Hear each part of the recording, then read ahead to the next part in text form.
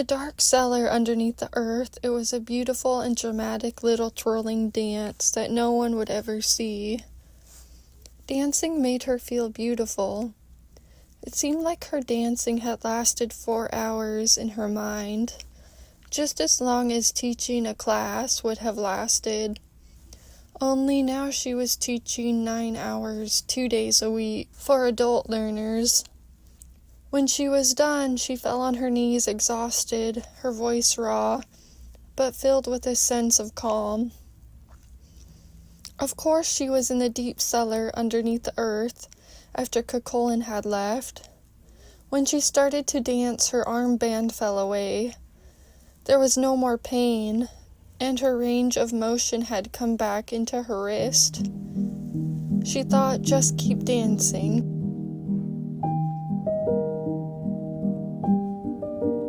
It removed the limits she put on herself. Her passions revealed bigger possibilities for her life. In reality, she wasn't doing this dance in a big open space, but the landing of her apartment.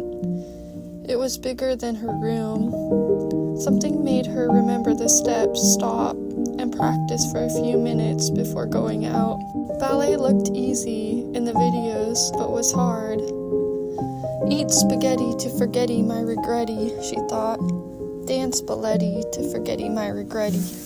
She was reminded of the skinnier, wide-eyed version of herself, seeking freedom and her dreams, and maybe too much freedom.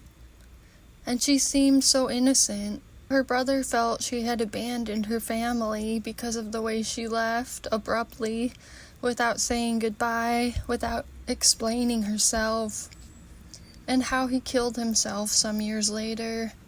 And she knew it wasn't her fault, but it hurt so much. She decided to try a flamenco class in the city. She wanted to be like Carmen, the flamenco dancer in the spaghetti western, who always said, "Voglio bene, Jose." Carmen wore large hoop earrings.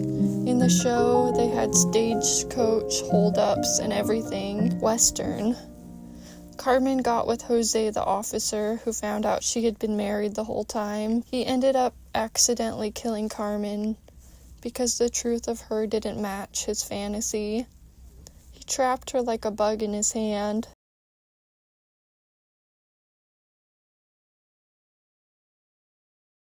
And Laine thought it was good she didn't work at the Jewish school anymore. Who wouldn't try? Have you seen her? Laine had tried to get rid of her vanity and lust by the time of their next meeting. Mr. Sapling came in when the lights in the room were off, and she was about to go home. Some of the kids were looking in from the doorway. "Can I help you?" he asked them. Laine turned on the light and was standing while he sat, thinking, it is only ever about the kids. He insisted on having private meetings. "We need to look at each other in the eye," he said, "go over the material. I will find those who appreciate my contribution. I am a part of the whole," she thought. Try to distract yourself by spelling your name backwards, from last to first. Jaws in reverse was just a bunch of sharks putting broken people back together.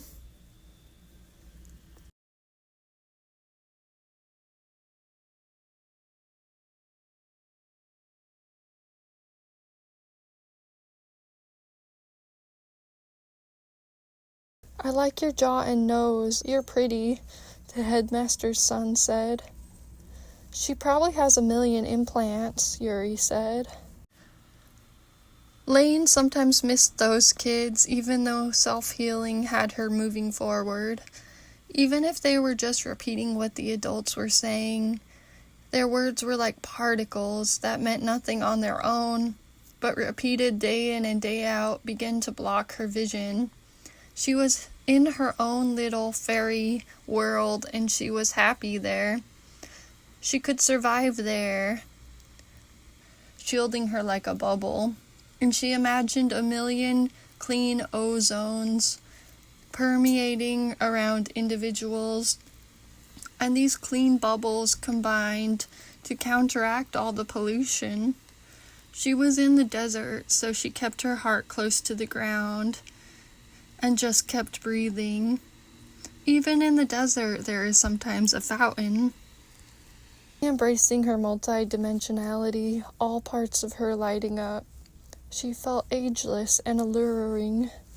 I think it's the positive energy within her that makes her look so young and pure, one parent at the school said. But that job was over.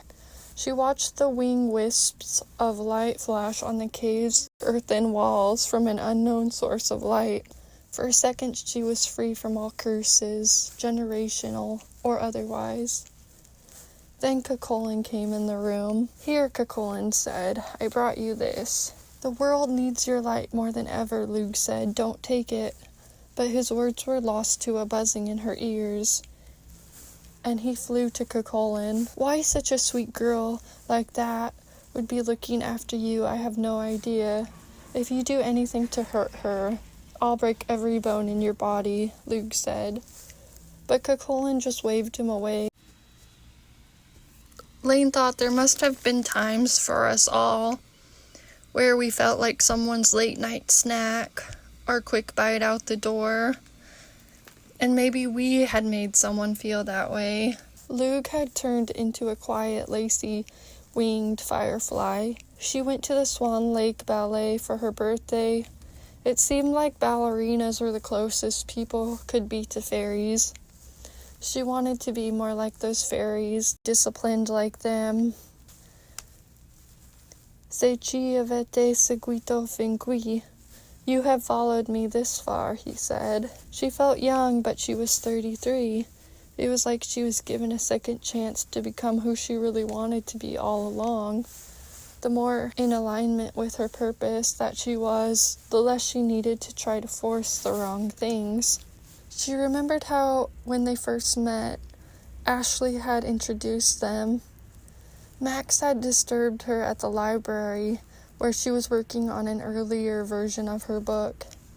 He invited her to the bar with the others. She was so happy to be included. She didn't have to drink so much. She could have believed in herself more and been more determined back then. But now she was, and that was the important thing. She wondered why had he pretended he cared for her that night they first met. He followed her home from the party to make sure she drove safely. At Ashley's cabin up the West Fork, the hoop and backboard were tacked to a pine tree. Ashley's parents built the cabin themselves, with an outhouse out back. "No shit, Sherlock," Ashley's dad used to say. There was a blonde lady that worked at CJ's country bar he was thinking about having an affair with. Then he died in an awful way. Seemed Laine and all her friends had experienced a deep loss by the time they reached their early 20s. Laine with her dad, Ashley with hers, and Holly with her brother Roger. In Laine's third year at university, she drove down the valley for Roger's funeral. Holly and her sisters drove down from the reservation. The elders lit sage as they all gathered at the site of the crash, not far up the road from Logger Days, and the spirits seemed to dance in the fields. At least she still had Holly. They had been with each other through all their major disasters and hadn't caused any for the other. Laine remembered how Ashley biked them all the way from Lake Como, with Laine on the back, as if it were yesterday. "Scoot your boot," Ashley had said. "I don't think I could have done the same for you," Laine said when they'd reached town. She could only carry her own weight. "I know," Ashley said. Laine kept drinking Ashley's Red Bull, a drink for athletes and weary travelers. At the new adult school where she was teaching, Laine learned that in Portuguese they still called Red Bull. However, Toro Rosso was the original name of Red Bull's second Formula One team, the name translated to Red Bull in Italian. "Mom's going on a date," Ashley said. "She hasn't dated all this time. She really loved Dad, even though he cheated on her," Ashley said. "With that ass?" Laine asked, realizing she'd be no better than that lady. I remember her. She used to work at CJ's. Mom wouldn't take off her glasses, Ashley said. Dad got with that lady because of that. Then he drank himself to death. I'm sorry, Laine said. In her Venice book, Laine read about peacocks, cranes, and partridges. Historically, partridge are known to protect their young fiercely against predators, symbolizing the strength and courage required to safeguard what was most cherished. A bird of the family Tetranadae, the Hebrew word for this bird, meant a caller. The commonest partridge of Palestine, very numerous in the wilderness and hill country, was a bird almost as large as a pheasant. It had a clear, exquisite cry that attracted attention, especially in the mating season. With a smaller and more beautifully marked plumage, it made its home around the Dead Sea, in the wilderness of Judea, and in rocky caverns. Its eggs were creamy white, its cry very similar to its relatives. The partridge and its eggs were used for food from time immemorial. Laine felt vulnerable at this time, like the partridge in a cage that was said to lure its kind within range of arrows by concealed hunters in the Bible. And she should not let every man in the house of her heart, for there was the proud and deceitful, who looked on the fallen and waited to turn good things into evil. It was the temptress who would be blamed for falling under his cage of forbidden ardor. Mr. Saplin waited outside the door. It was like a fire one can smother, and she was being absurd. This was what friendship looked like, but another part of her cautioned. Laine dreamt that her jeans were all twisted and barbed wire. In her dream she was hanging by her knees like a child in a jungle gym. The more she struggled to get loose, the worse it got. It seemed the only way she could get loose was by taking off her pants. Her boss was irritated she wouldn't meet with him in private, but when she did, the little boys stared at them from the doorway like they were doing something bad. Teacher, it's Bebida Energetica, so it was a good thing she found this new job, the girl in the back of the class said. Like monster. I understand, Laine said. An Italian energy drink was Bevanda Energetica, very similar to the Portuguese. I don't think you need to become a monster, Rabbi Rickle had advised Laine before she left. The boys just need to be more respectful.